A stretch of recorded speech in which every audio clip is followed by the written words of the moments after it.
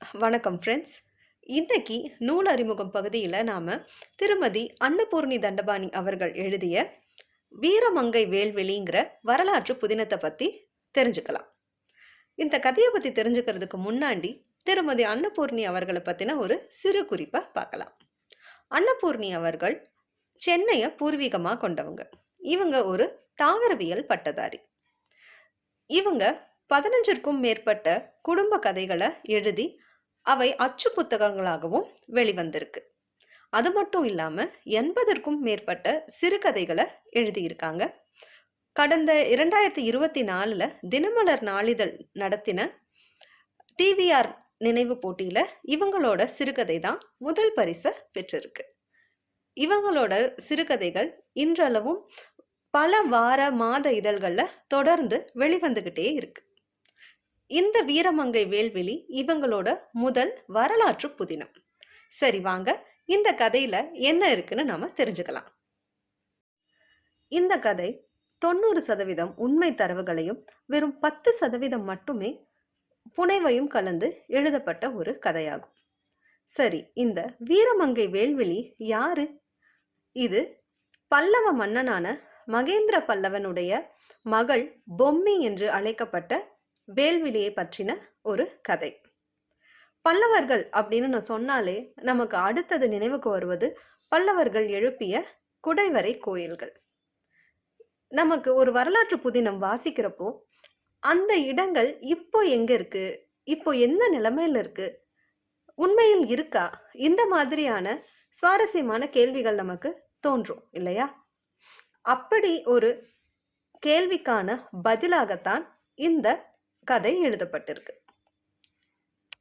இதுல பல்லவ இளவரசியான பொம்மி அப்படிங்கிறவங்களும் பல்லவ பேரரசின் சிற்றரசாகிய வசந்தபுரி நாட்டின் இளவரசனான கந்தசேனன் என்பவரும் சேர்ந்து இந்த குடைவரை கோயிலை எழுப்ப முயற்சிகள் செய்யறாங்க. அவங்களோட கனவு பலித்ததா? அந்த குடைவரை கோயிலை எழுப்புறப்போ அவங்க சந்திச்ச பிரச்சனைகள் என்ன?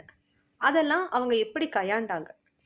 இந்த நடந்த காலகட்டத்துல நடந்த சாளுக்கியர்களுடனான போர், 2ஆம் புலிகேசி உடனான போர், அந்த யுத்தம் நடக்கும் பொழுது அந்த நாட்டு மக்களோட நிலை என்ன, இத மாதிரி ரொம்பவும் சுவாரஸ்யமான தரவுகளை இந்த கதை நெடுகிலும் கொடுத்து கொஞ்சம் கூட சோர்வு தட்டாம, ஒரு அலுப்பு தட்டாம ரொம்பவும் சுவாரஸ்யமா கதையை சொல்லியிருக்காங்க நம்ம ஆசிரியர். இந்த குடைவரை கோயில்களை அமைப்பதற்கு மன்னர் மகேந்திர பல்லவர் எப்படி அதை ஒரு ஓவியமா வடிவமைச்சிருப்பார். இந்த குடைவரை கோயில்கள் நினைச்ச மாத்திரத்துல ஒரு மன்னராகவே இருந்தாலும் அவங்க நினைச்ச மாத்திரத்துல இந்த மாதிரியான கோயில்களை எழுப்பிட முடியுமா? இந்த கோயில் எழுப்பின காலகட்டத்துல என்ன மாதிரியான தடங்கல்கள் எல்லாம் ஏற்பட்டுச்சு?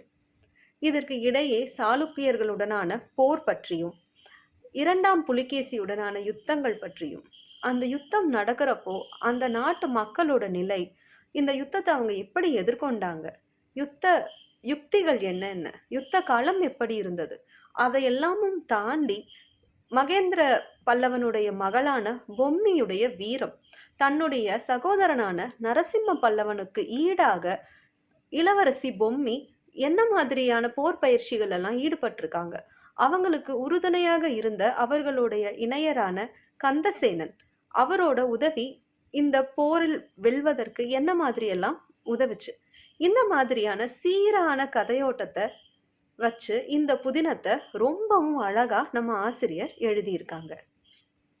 இந்த குடைவரை கோயில்கள் பற்றின தகவல்களும் போர் பற்றின நுணுக்கங்களும் இதையெல்லாம் வாசிக்கும் பொழுதே நம்ம ஆசிரியரோட கடின உழைப்பையும் அவரோட ஆழ்ந்த வாசிப்பு அனுபவத்தையும் பத்தி கண்டிப்பா உணர முடியும்.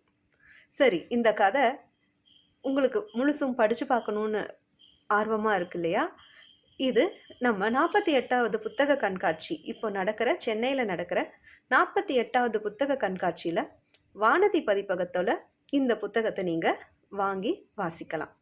வாசிச்சுட்டு உங்களோட கருத்துக்களை மறக்காம ஆசிரியர்கிட்ட பகிர்ந்துக்கோங்க.